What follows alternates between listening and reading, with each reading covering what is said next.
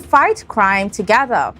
Education Minister puts parents of children exhibiting violence in schools on notice, and band leaders say they are ready for Tobago Carnival.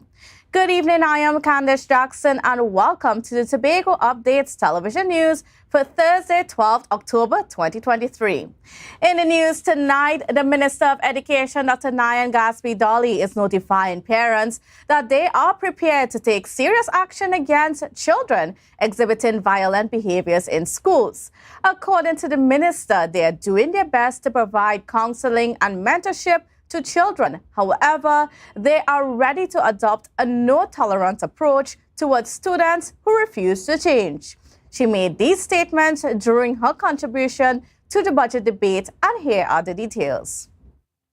Education Minister Dr. Nyan Gatsby-Dolly has informed the Parliament that her ministry is grappling with a rising number of incidents involving deviant behavior in schools. But we have too many students who are violent, disrespectful, addicted to drugs and marijuana, gang members, completely uninterested in education, and out of parental control.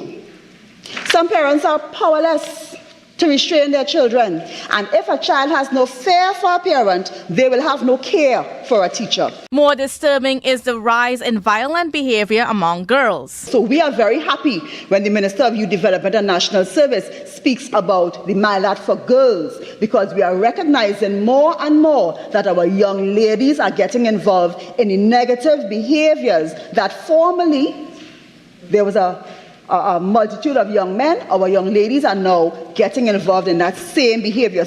Approximately 26 secondary schools and 80 primary schools across the country are being closely monitored. Minister Gatsby-Dolly said they have supplied schools with guidance counselors and also have directed the police to oversee activities at the schools. The time may have come for Trinidad and Tobago to enter into national discussion about students who are misbehaving at schools, despite the best efforts of the ministry to give them that support to change their behavior, to be entered into mandatory national service so that they are given the support they need to be developed into productive citizens. Meanwhile, the Education Minister is putting parents on alert. We have taken careful note of students who are continually disruptive, violent, disrespectful, and out of control. And there are provisions for the Minister of Education to deal with it, and we will take advantage of all such provisions. Gatsby-Dolly also urged citizens interested in volunteering their time as student mentors to be prepared for an upcoming open call. Candice Jackson, Tobago Updates Television News. Prime Minister Dr. Keith Rowley has declared that the battle against crime requires a collective effort from the entire nation. As the budget debate concluded in Parliament today, the Prime Minister identified several components within the system that are hindering both the police and the nation in their pursuit of bringing criminals to justice. Here are the details. This fight has to be a fight of the entire nation if we are going to win it. An evidently frustrated Prime Minister strongly condemned the criminal element in Trinidad and Tobago while making his contribution to the budget debate in Parliament. And you have to ask yourself, whose sons and daughters and nephews and boyfriends, who are these people who are bringing these things into this country, and for what purpose? And they ought to have no mollycoddling from the rest of the population of Trinidad and Tobago. Dr. Keith Rowley expressed support for the police's effort, praising their work in the battle against crime, especially in the recent discovery of a cache of high-powered weapons. Those 50 caliber weapons, Madam Speaker, are a threat not to people or to gangs, you know. They are a threat to the state of Trinidad and Tobago. However, he acknowledged that the government is grappling with the challenge of bringing crime under control due to inefficient systems. One of these systems is a Justice Protection Program, which costs the government upwards of $120 million and provides protection to over 400 witnesses and their families. At that cost is only about one murder per year being dealt with, you know. Because in this triennium, at that cost I just mentioned, only 3 murder cases were concluded, you know. with people who are involved in the program, because other people don't seem to see the urgency of it to get things done and out of the way. Drag it on, drag it on, drag it on, because... According to Dr. Rowley, the government's effectiveness is limited unless certain laws are amended, including one that permits the publication of pictures of wanted individuals. I want to ask the opposition today, would you agree, if it is required, to change any law in this country, to allow the police to ask the population to help them find John Brown or James Henry by a picture because they want to talk to him? Would you agree to amend the law to allow that to happen if the law needs amending? Or the Prime Minister and a government delegation are scheduled to meet with the opposition leader and some of her members soon to collaborate on crime-fighting strategies that both parties can support. Candace Jackson, Tobago Updates Television News. The country is being warned of possible water shortages as hot and dry weather conditions persist. This warning was issued by Minister of Public Utilities Marvin Gonzalez while debating the budget.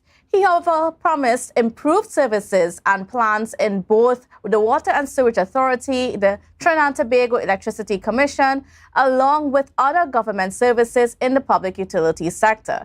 Reporter Ariana Scipio has the story. The Ministry of Public Utilities received a total budget allocation of $3 billion. Minister Marvin Gonzalez shared that the past 2 years have been challenging for the public utility sector due to outdated rates and the effects of climate change. He referenced the United Nations report, which stated that 2 billion people worldwide lack access to potable water, and the situation is expected to deteriorate as climate change progresses, leading to a shortage of water. And this report suggests that if we do not put our house in order and make the decisions that we're supposed to make, Madam Speaker, then the future of our country, the water future of our country, the utility future of this country can be placed in grave peril. The ministry has opted to formulate policies and programs to steer the utility sector in the years ahead. Minister Gonzalez guaranteed that these policies and programs would remain in effect regardless of changes in ministers or governments, with the aim of safeguarding the utility sector for the country's citizens. He introduced a national integrated water supply policy, the only one of its kind in the country's water sector. We put together a strategic action plan for water supply improvement to the population for the short term and the medium term. Regarding Tobago, he mentioned the installation of 3 or 4 new booster stations in Shervan Road. Gonzalez boasted about improved water supply in Tobago, attributing it to the success of the Community Water Improvement Program, one of the initiatives implemented to assist communities. He also highlighted the desilting of the Hillsborough Dam, benefiting 15,000 residents, and the pipeline extending from Signal Hill to Crown Point, which has enhanced the lives of another 15,000 citizens. A 7.4 kilometer pipeline, 16-inch, from Signal Hill in Tobago to Apex in Crown Point. 7.4 kilometer pipeline project was executed in 45 days. Meanwhile, MP for Princestown, Barry Paradath, responded to Minister Marvin Gonzalez's presentation, expressing his expectation for more. He had hoped that the minister's presentation would have shown an upgrade, which he believed was lacking. MP Paradath emphasized the long-standing water issues that citizens have faced over the years, impacting schools, agriculture, and healthcare. It was almost expected that the minister would have spent a significant time in his contribution dealing with the plans, the policies that his ministry would put in place in terms of dealing with the water crisis. P. Paradath noted that the government has an implementation deficit and suggested that the work in the water sector would need to be led by the UNC. He called upon Minister Gonzalez to present WASA's business plans in Parliament, along with other details that should have been outlined during his presentation. When the minister entered the budget debate, Madam Speaker, I thought that he should have put in the public domain WASA's debt portfolio and failure of the government over the past 8 years to effectively manage the debt.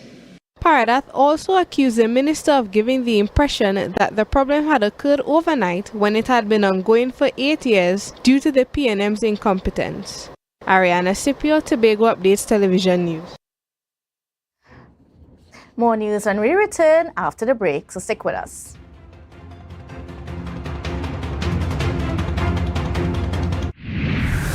25 years of real good dashing food, delicacies, and enjoyment. Well, it come around again as we celebrate 25 years of the Tobago Blue Food Festival. This year promises to entice your taste buds again on Sunday, October 15th at Bloody Bay from as early as 10 a.m. All are invited to the celebration filled with craft, games, but most importantly, blue food. This is a brunch-style celebration and will also see the likes of Super Blue, Nyla Blackman,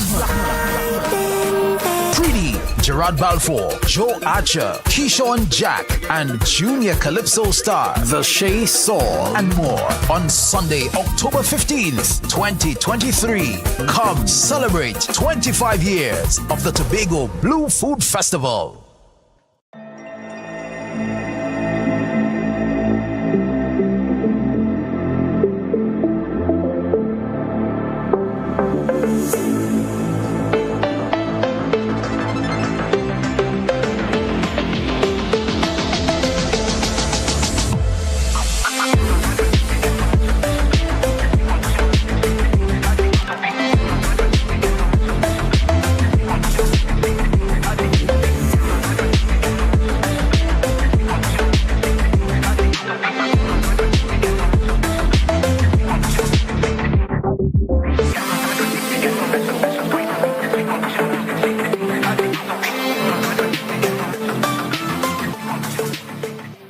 Are you flood ready? Recycle and properly dispose of large waste. Avoid sweeping yard clippings or trash into drains. Plant trees to avoid soil erosion. An initiative to help people prevent, prepare, recover. TATIL, where people are people.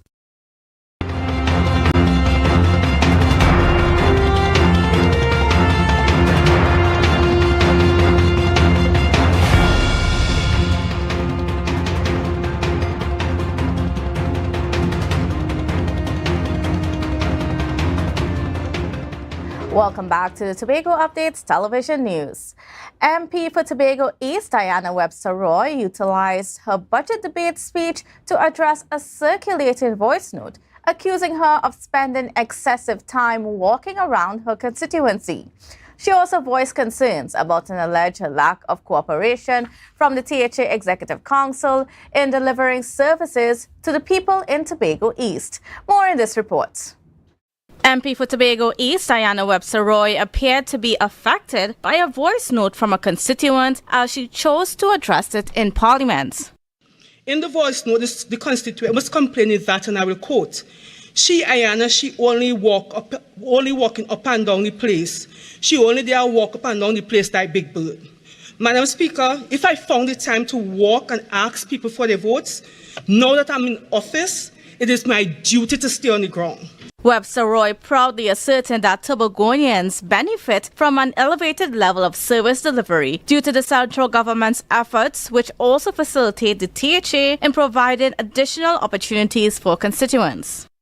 Madam Speaker, if a PNM government working alongside a PNM Executive Council did not have the political will to answer the passionate cry from the people of Tobago East, the current THA would not have the facility or means to successfully implement a program for cataract screening and removal.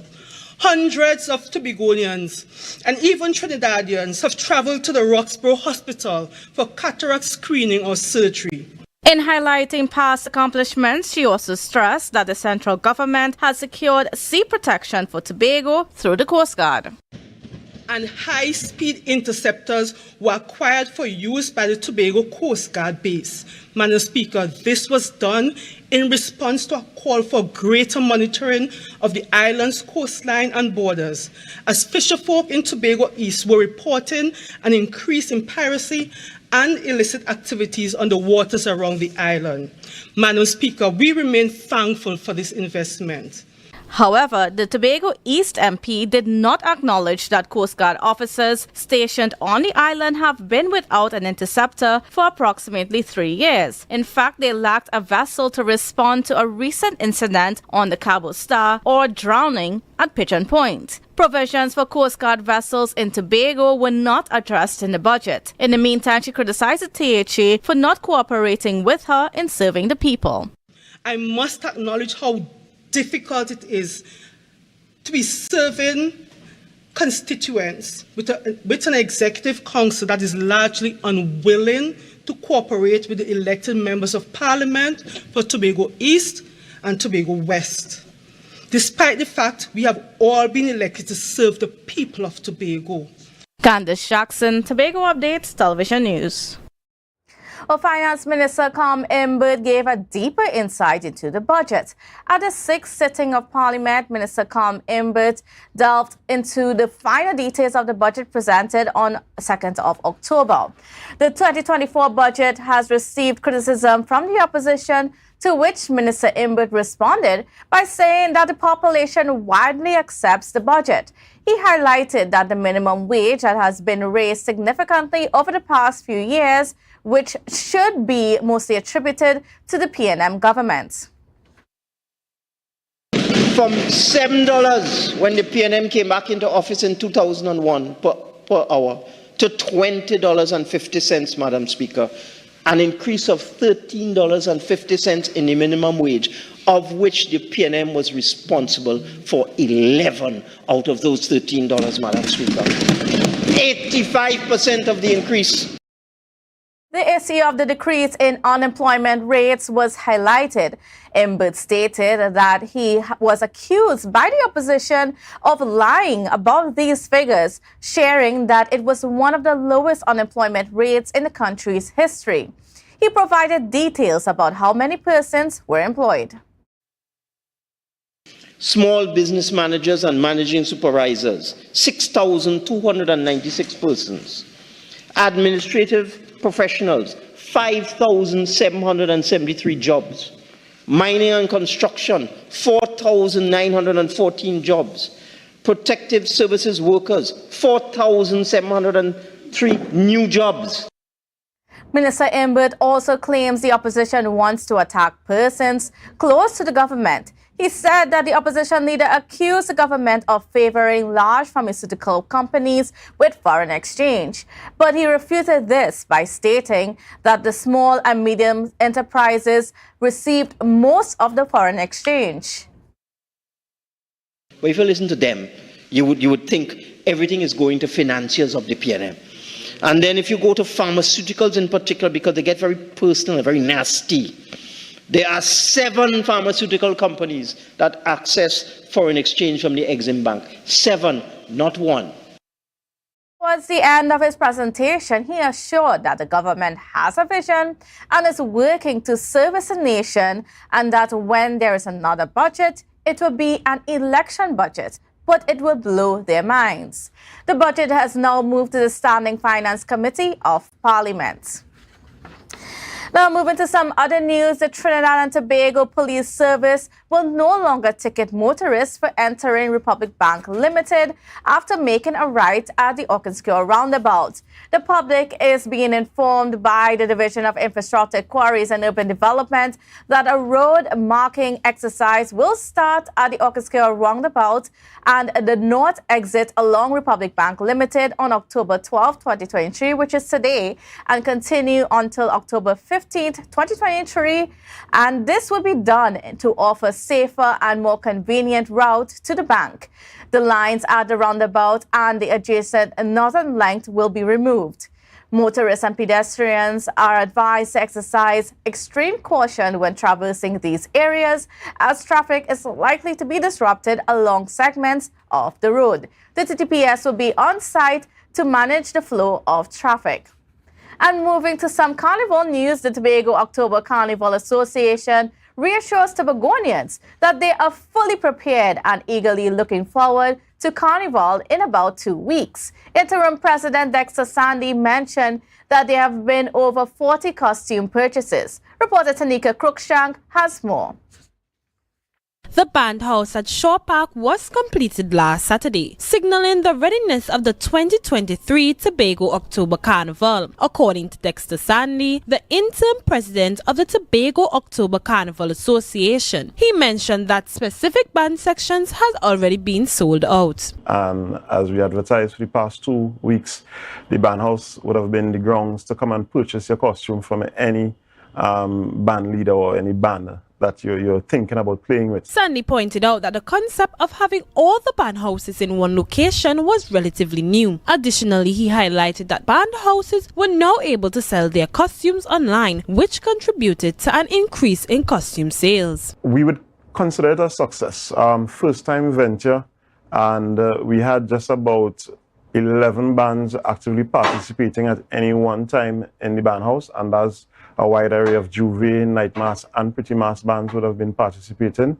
And there were others who would have participated via online because the Welcome Tobago shop portal was open. To ensure their active participation in the Tobago October Carnival, a recent stakeholder meeting was held, and Toka was a part of this consultation. Sandy said that each stakeholder has been briefed on what is to be expected.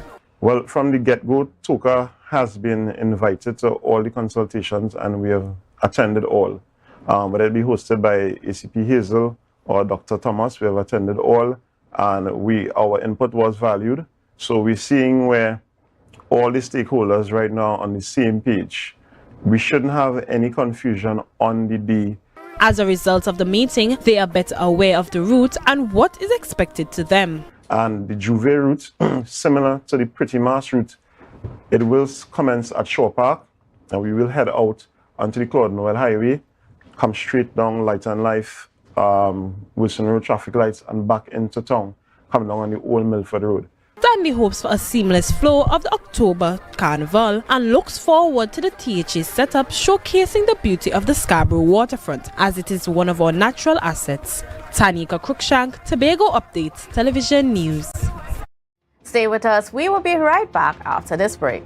Rotisserie, mouth-watering fries, salads, combos, and specials galore. Feeling for something to eat? Come and see. Our rotisserie is seasoned to the T. Kicking chicken, masala, and jerk roast. Crispy fries made from scratch. Who do you know can beat that? Or salads freshly cut and packed. When you taste it, you'll be wanting to come back. So come check us out on number 2 Robinson Street, Uptown Scarborough, Tobago. We open on Saturday nights from 7:30 to 11:30 p.m. Monday to Thursday, we're open from 10 a.m. to 9:30 p.m. and on Friday, 10 a.m. to 4:30 p.m. Contact us at 772-7443 and all social media handles at The Rotisserie Factory.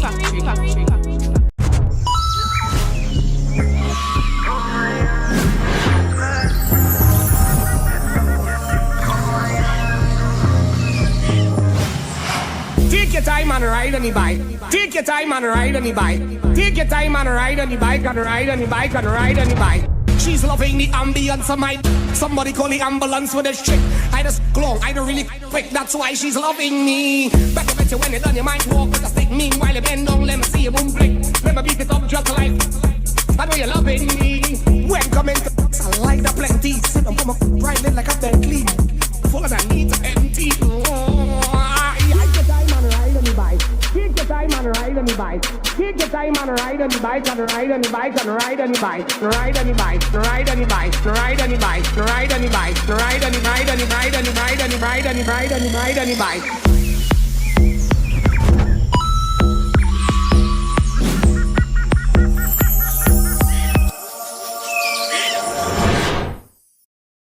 We are going on a new journey. Tobago now has its very own carnival. She like loud music and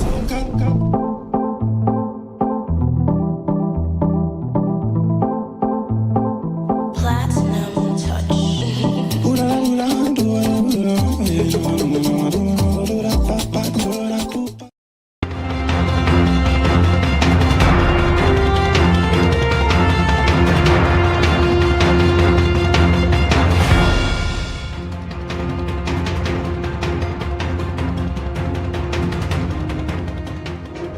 Thank you for staying with us. A glimpse into our world, a submissive blind tour. The New Vision Foundation held what they called an hour of appreciation at the Scarborough Library, which acknowledged the blind and visually impaired population.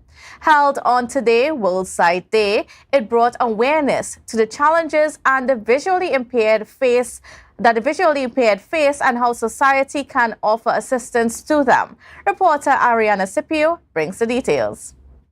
Every year on the second Thursday in October, World Sight Day is observed to raise awareness of blindness and the visually impaired. Today, at the Scarborough Library, the New Vision Foundation held a workshop to show appreciation to their members and to acknowledge and stand with blind and visually impaired persons in Tobago. President of the foundation, Mrs. Carol Utley, stated that the ideology and philosophy of the foundation is to change how persons who are visually impaired view themselves and how they are viewed by society. The aims and objectives are to assist and to ensure the eradication of ableism and encourage inclusiveness for every person so affected, leaving no one behind. Assistant Secretary of the Division of Health, Wellness and Social Protection, Assemblyman Sonny Craig, echoed sentiments made by Mrs. Utley to assist visually impaired persons in self-actualizing, inclusiveness in the Tobago space, and clear roadways in communities to assist them in traversing. He said for Tobago to become the greatest little island in the world, no one should be left behind. On behalf of the entire team, that we are definitely going to be working to make the necessary adjustments in the public space for the comfort of not just those who are visually impaired, but persons who suffer any type of physical impairment. Receiving a special award, Honorary Director Mr. Stanley McLeod shared how he felt about the event. Originally from Belgarden, he served on the Trinidad and Tobago Blind Welfare Association and is their Tobago representative. Today, we could have what you call New Vision Foundation for the Blind in Tobago. To be on our own, to be under the THA Act very soon, so that we could stand up for ourselves. Member of the foundation and chairman of the Planning and Marketing Committee, Christopher Nathan, shared his plans to include high school students in workshops, an idea he shared with the THA. These workshops aim to help students with their interest in careers related to the creative industries. To open the workshop to blind and visually impaired students who may be not at secondary schools, but who are good with their hands and they're able to create merchandise to sell to tourists, etc. So next year we will have a section for blind and visually impaired secondary school students and youth. After the event, Assemblyman Sonny Craig tried one of the activities which allowed people to experience what it is like to be visually impaired. A tour was done in the VIP room at the library, showcasing equipment that is intended for blind and visually impaired persons to be introduced into the world of technology.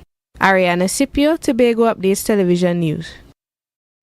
Now it's time to check in with the weather forecast from the TNT Meteorological Office. Tonight, expect mostly clear and warm conditions with a possibility of an isolated overnight shower. Temperatures will drop to a low of 26 degrees Celsius. A yellow level hot spell alert will continue for tomorrow.